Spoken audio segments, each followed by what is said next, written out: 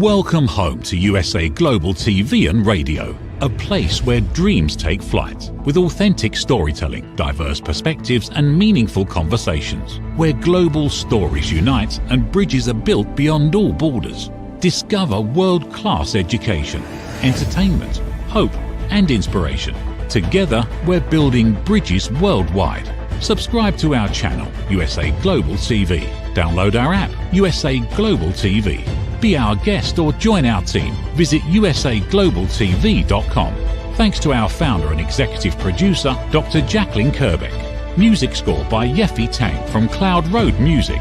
Voiceover artist Mike Porter. Creative direction by Paul Garcia. USA Global TV and Radio, your home for global connection. All rights reserved. This video and its contents are the exclusive property of USA Global TV and Radio. Unauthorized use, duplication or redistribution in any form is strictly prohibited.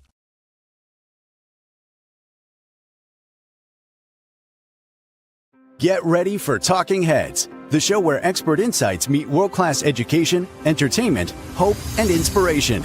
Brought to you by USA Global TV and Radio. Meet our distinguished presenters. From the great state of Texas, longevity expert, award-winning author, publisher, and distinguished Toastmaster, red.olaughlin.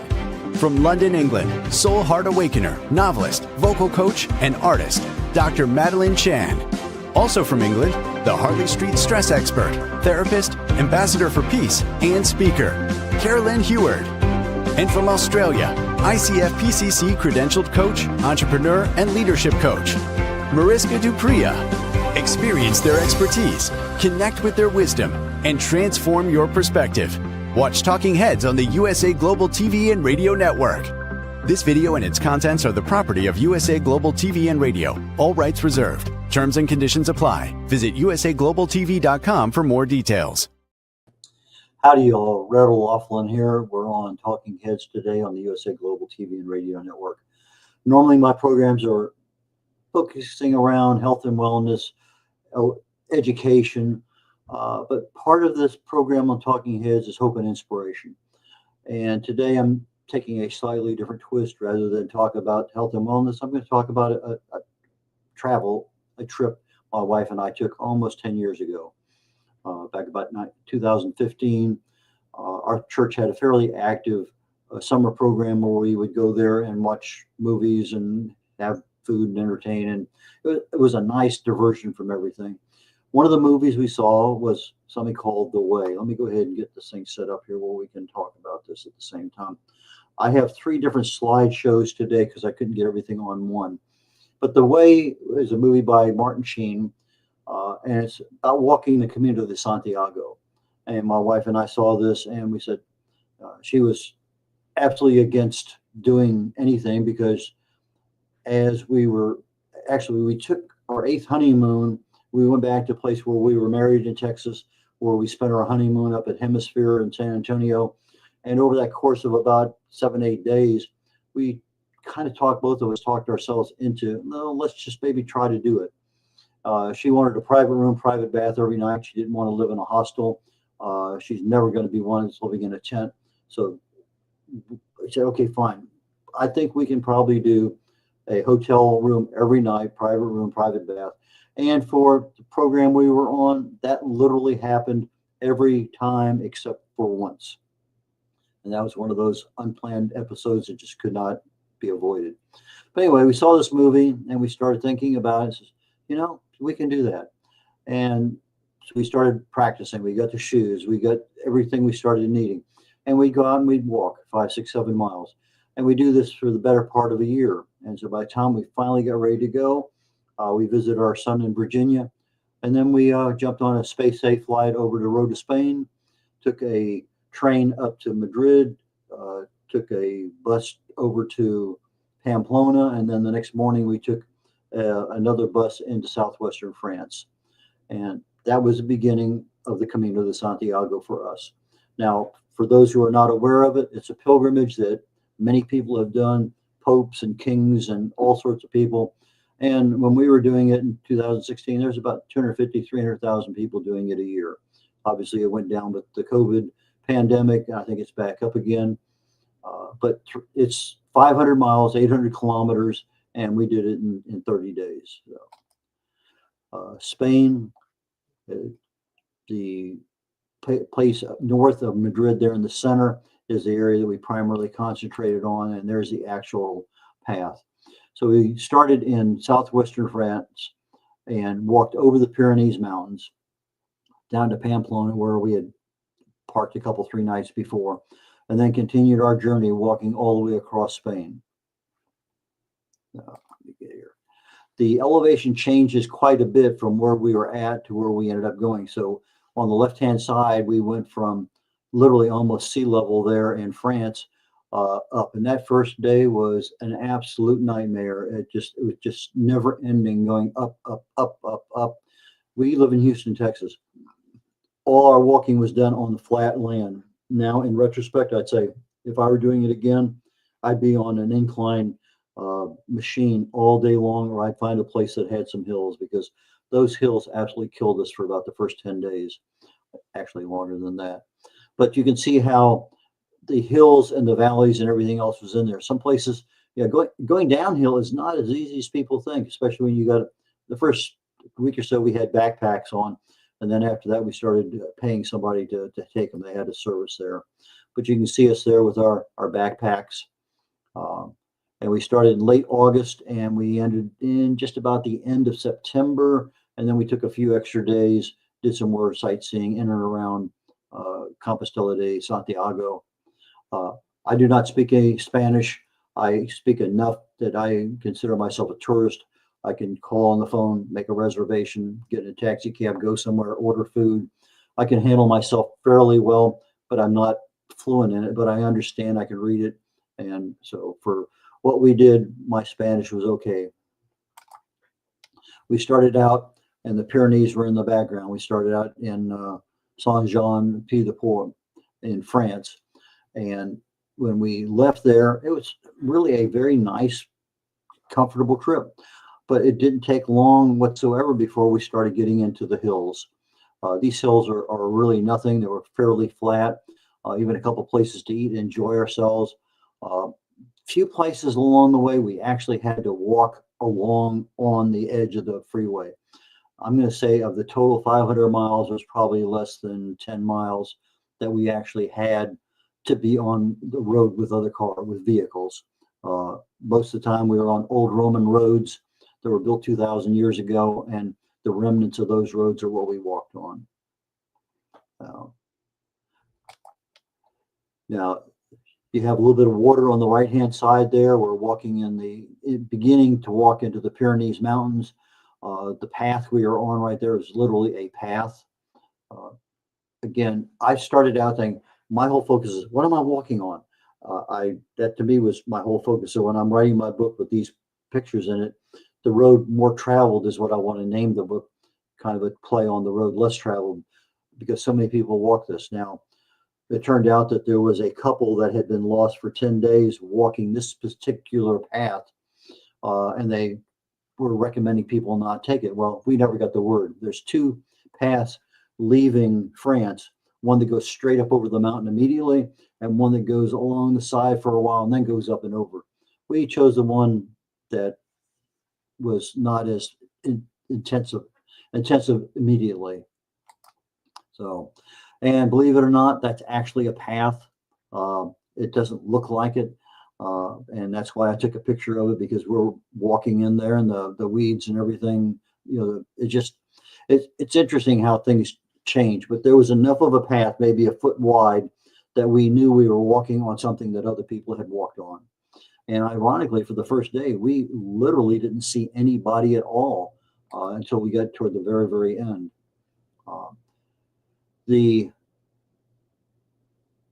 There's a 3,000-foot climb into Roncesvalles, Spain. That was our first destination.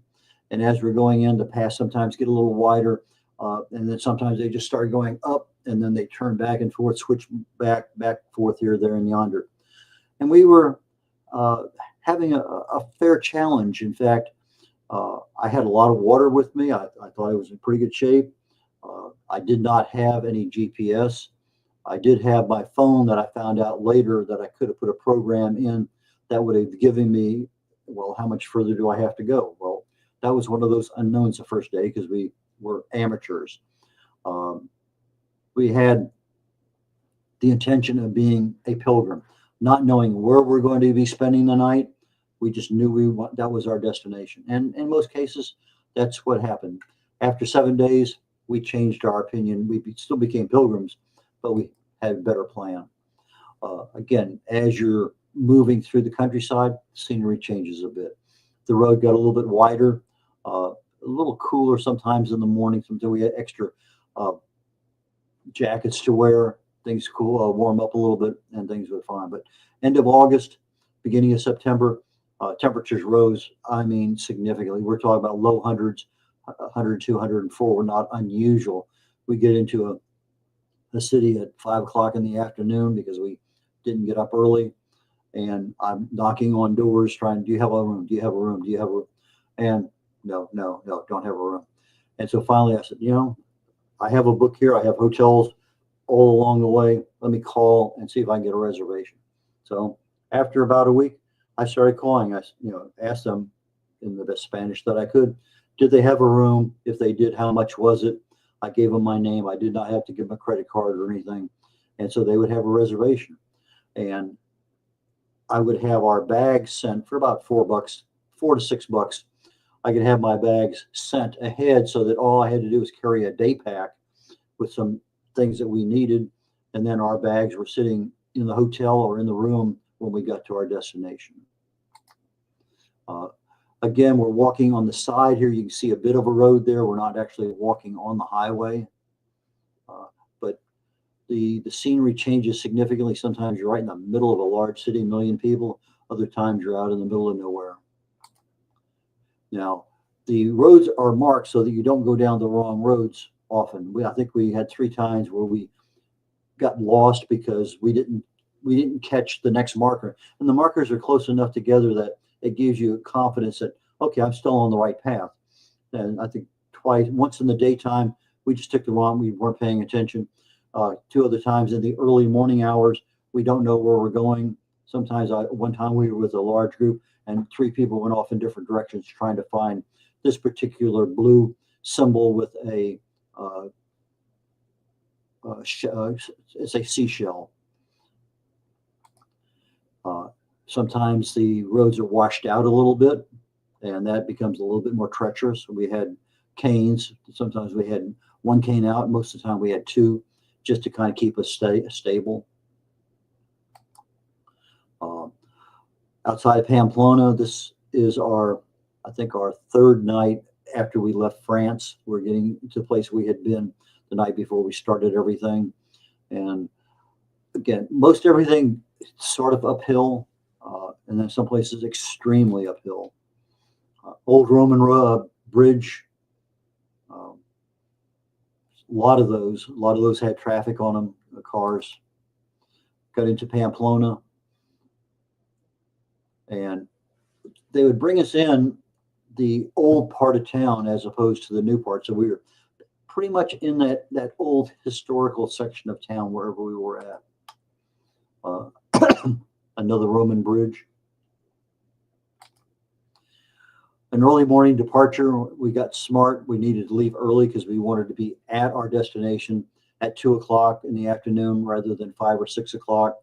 We could take a shower, get cleaned up, take a nap, go out and eat. So my wife is there with her canes, and we're walking on the sidewalk leaving town early in the morning. We saw this kind of scene so many times. You can walk over the top of a hill. There's a road that we're walking on, and we run across people all the time. In fact, they ran across us. We never passed anybody the whole time we were there. Most of the time, it was our pace was such a slow pace. We never got hurt, but we ran into a lot of people with a lot of problems, foot and leg problems. Okay, I'm at the end of the first set of slides, so let me see if I can bring up the second set here. And let's see here.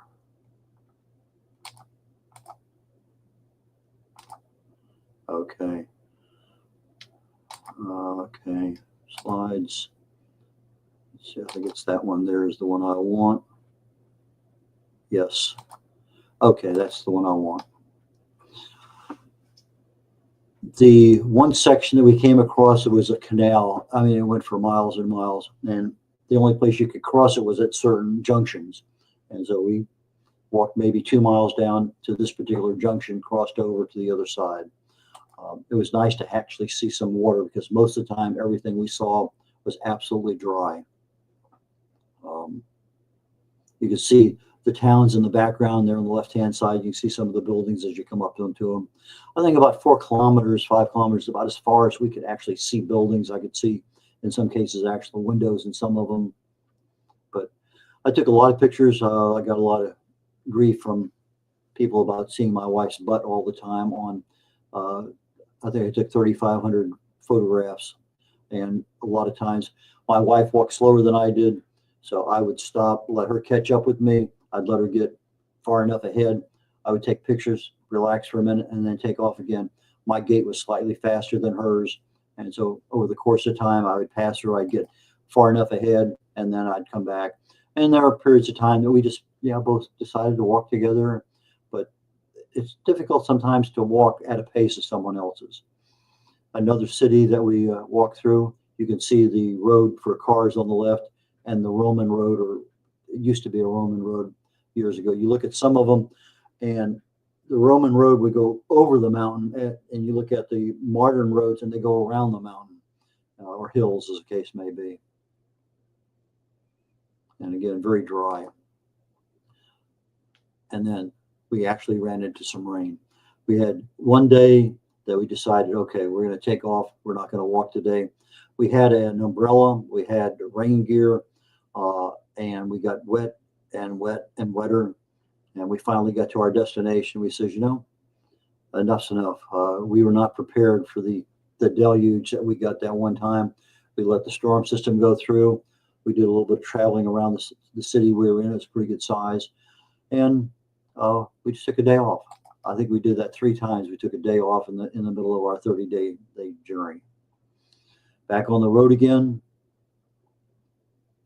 The roads, generally speaking, you would walk and focus on 3 feet in front of you, 2 feet in front of you, because everything was so uneven, even though that looks like it's a fairly even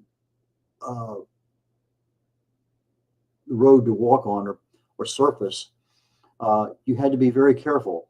And there was too many times when you're not paying attention and you almost sprain your ankle, or something gets caught down there. And so you're constantly looking at that 2-3 feet in front of you to make sure that you're walking on some solid ground. There's not a pothole or something there that's going to screw you up. Ran into, there's a rear shot of my backside. I said, Marilyn, take one of me. So I've taken hundreds of hers. But you can see I'm carrying my walking sticks on right hand. I got a little day pack on my back, and I have water both sides. I call myself a water mule, because I had the water for both my wife and I strapped to my waist.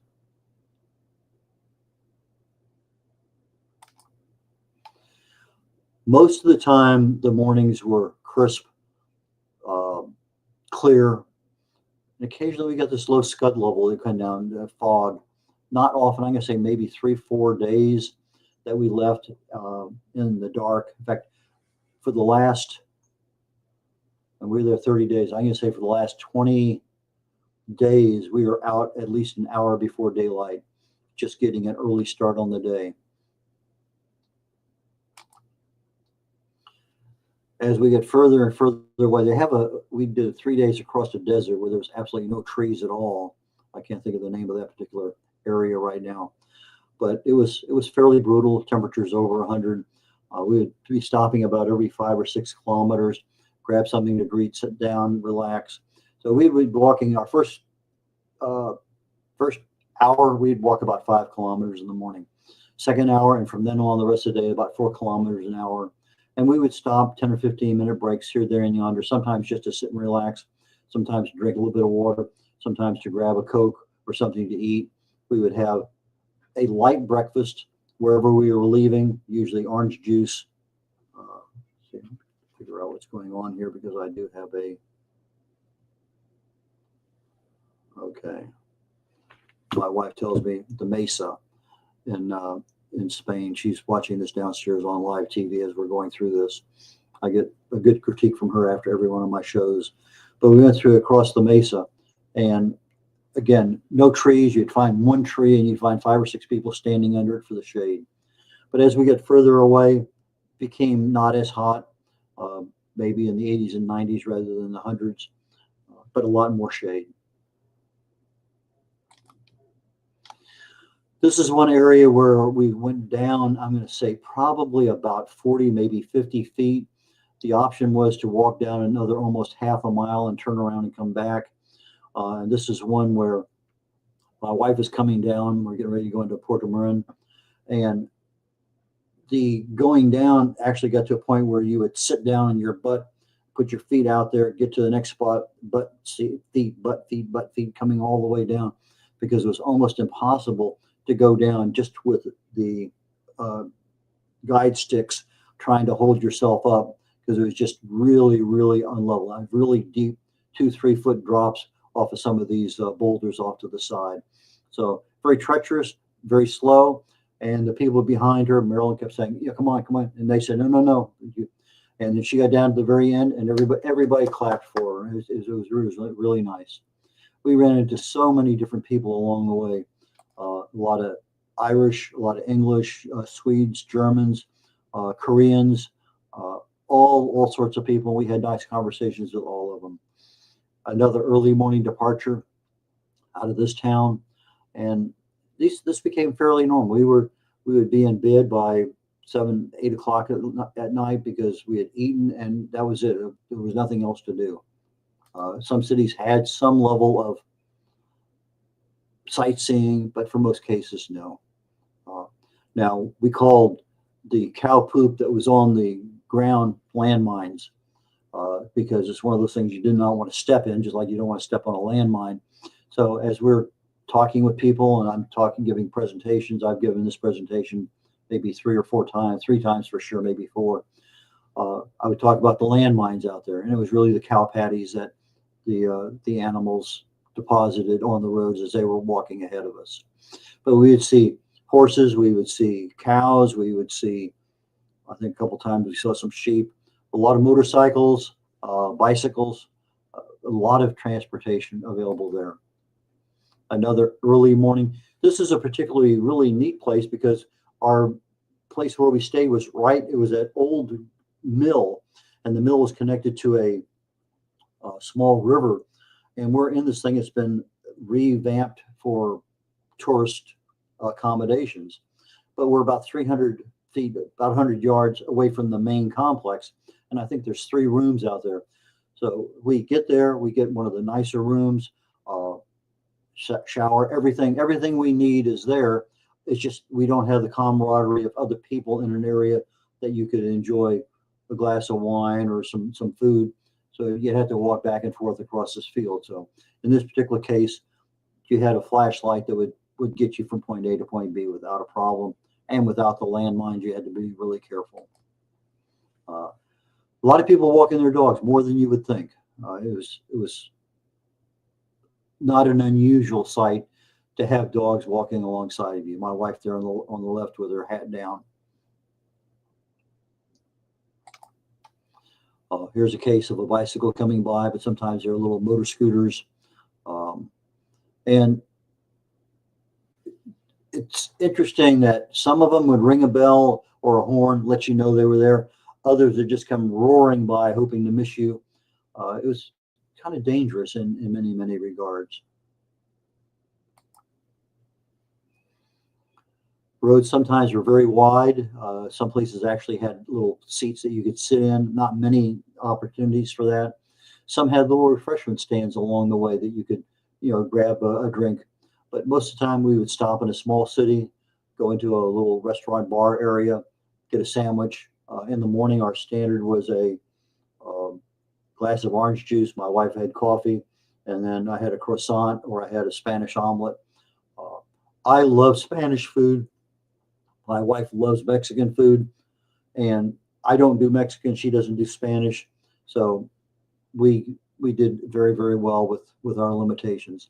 But we got to one place that actually had a Spanish restaurant, and she ate almost everything on the menu. The guy was a chef from San Antonio, Texas, and she just was in hog heaven. It was just amazing to find a Mexican restaurant in Spain that was along the road that we were walking.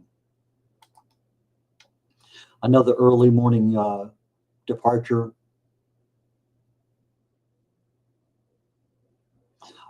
Absolutely no problem with any kind of danger. I think in the course of a year there was one attack but when you have that many people, hundreds of thousands of people walking, and it's the livelihood of that area, it's generally pretty safe. Even 2 hours before dawn, out walking, get a little closer to our destination, and see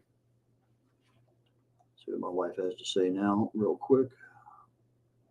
Yes, it was her birthday that that she had the Mexican food. We both celebrated our birthdays on the trip, so we took a day off for each one of our birthdays, but not necessarily in the cities that we wanted to, that we planned in advance. But we took, I think, 3 days off the whole time and just had an extra day to ourselves. But we could hear airplanes flying at that point in time. As you're getting a little bit closer to Compostela, Santiago de Compostela, that was our introduction to at least a forest, per se. And did I pick the wrong? I hope I didn't do that. I guess I have to go back and pull up another. So here's what we're going to do.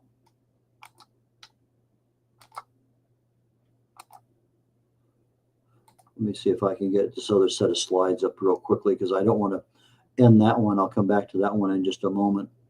Let me see here. By production engineer, can you help me with this next slide setup? I'm not done with the one I'm on. I only have 3 more slides on that, so let's do this.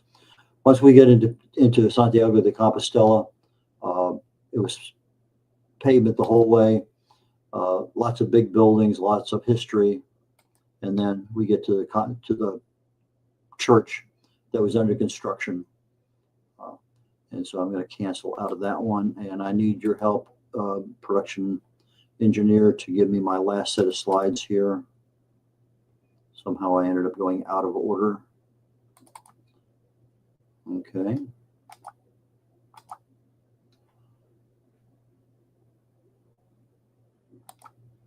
Okay, why am I not getting...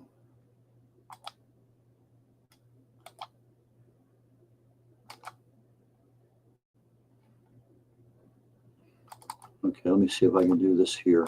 So I'm going to remove that one. I'm going to remove that one.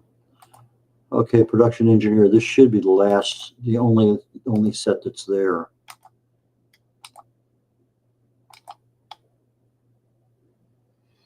Best laid plans, huh?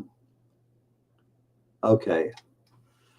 This should have been the middle set of slides that somehow my error, operator error, that I picked the wrong one to talk about. And I was wondering why I got to Pamplona to Santiago so quickly.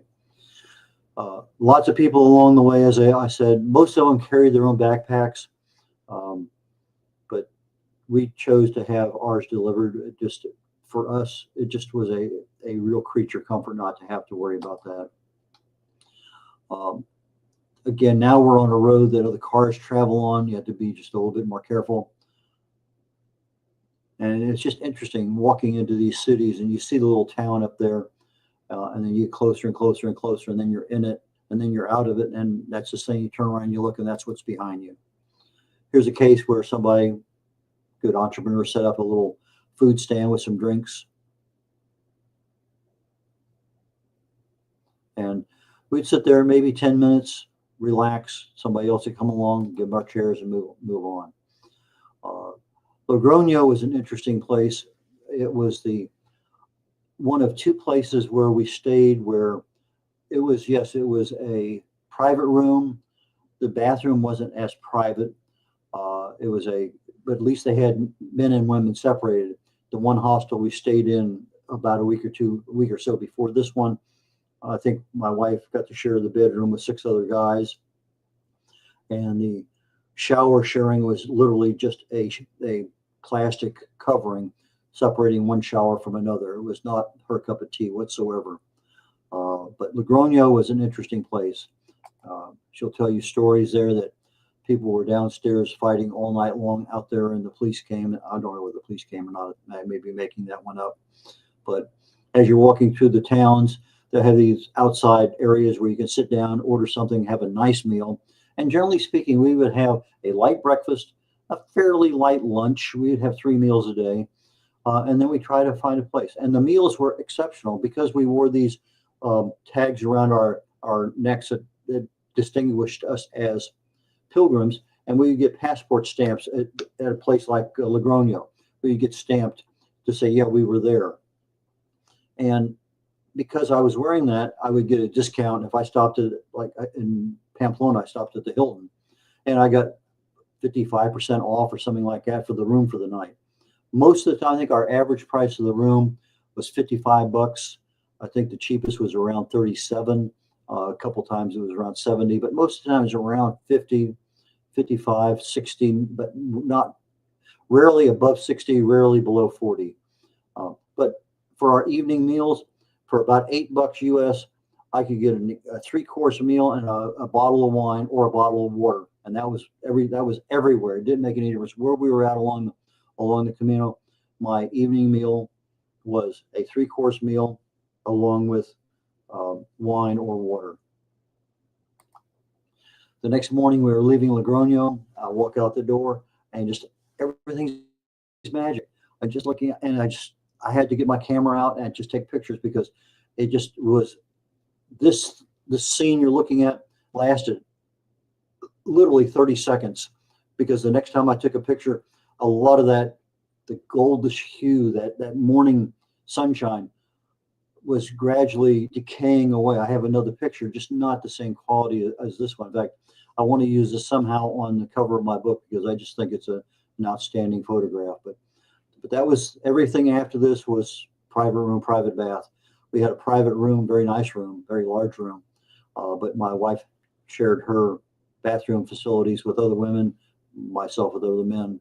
So going into another city, we walking along the freeway. There's a big arrow going off to the side telling us that's the direction we need to go in. Never did we feel that we were lost. If you went 15 minutes and didn't see something telling you this is where you're at, this is where you're going, then you'd start to get an uncomfortable feeling. You go another 5 minutes and you start saying to yourself, do I need to back up and go see if I missed something? Because the roads are so well marked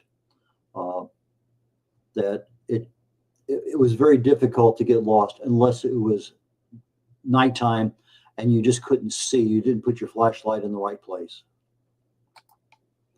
Another morning departure. A lot of people were leaving same time we did. This was not just us leaving by ourselves. Many times we would be out early, maybe not necessarily the first one, but the first couple. And then 1 or 2 or 3, people would pass us, another group would pass us, another group would pass us. And then another half hour later, daylight would start appearing. But we felt there was no place along the way that we ever felt unsafe. Zero. We felt comfortable everywhere. This is that area of the mesa I talked about. That tree to the left was one of the few trees for the next couple, 3 or 4 miles that I think at one point in time we had 6 people standing under it just for the shade. Outside temperature well over 100, and we're walking across this mesa area of Spain. It's about a 3-day walk to get across it. This reminded me of a scene out of an old Western. I can't think of the name of it, but it just seemed to me that I came over the top of the hill and I'm looking down here at this. Once Upon a Time in the West was the name of the movie. And I see these cities out. Now, obviously, this is a much bigger city than back in the 1850s in the Western. But just the vibe I got from somebody coming up over the top of a hill on a horse, and you're seeing a town, obviously an 1850s, 60s, 70s town. But I got that vibe more than a couple times. go through the city and back out on the road again. Now, here they have the green that you can see from something that's there, but a lot of the area had already been harvested. We had a lot of sunflowers, a lot of, I call them wine trees, but grapes, olive trees. Those are the primary ones that we saw. You can see the sunflowers there to the left.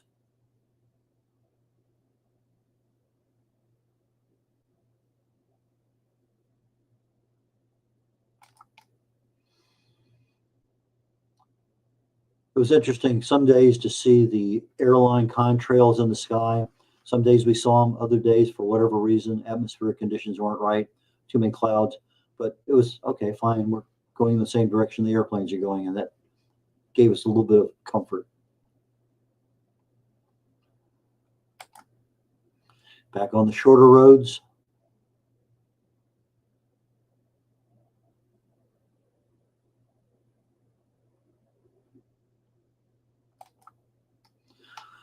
Burgos is a very large city, a lot to see there. Again, we're leaving about an hour, at least an hour before daylight. And there was universities there, there was churches there, there was just horrendous number of tall buildings.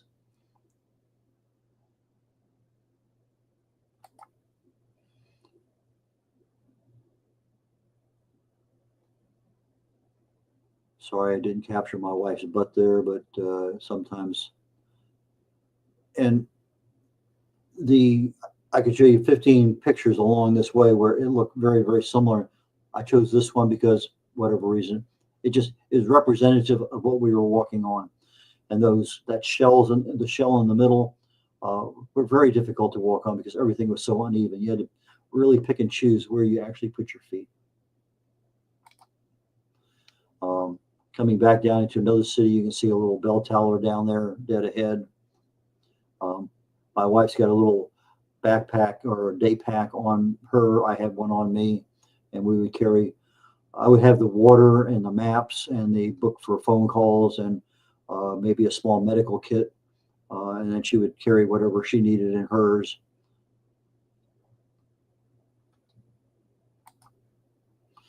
We ran across a lot of these old either churches or buildings. Some of them were totally empty. Some of them were, I guess, to some level occupied but not necessarily lived in. People around took care of them.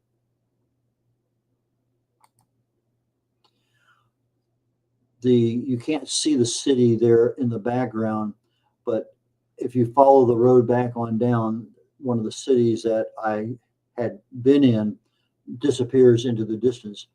This is one of the more interesting ones because we're on a Roman road and we're going over the mountain, but you look on the highway map that is sort of one of the ones that we have, and it would show all the commercial traffic going around the hill, like that hill back there in the background. Everything goes around it, but the Roman roads would go pretty much over it. So like, we're going that way, that's where we're going. Going downhill was extremely difficult. If you've never been on a 18-degree slope, that's excessive. Anyway, most of the time the gradients weren't that great, but that was one that I had to take a picture of because that was really and truly a rough one. Another Roman bridge, and I'm getting down to the last slide here. Very, very typical of almost all the pictures you see, the Camino, people out walking with backpacks on their sticks. Now, if I were recommending somebody, say, don't take sticks on your airplane, buy them over there. People leave them because they don't want to take them back. But that is the end of that, and I'm going to come back here and close out our show here in about 30 seconds. We spent 3 or 4 days in Santiago de Compostela. At the end, took a bus trip back down to Rota, Spain. I think 2 days to catch a space aid trip back to the States. I think we've gone a total of about 42 days.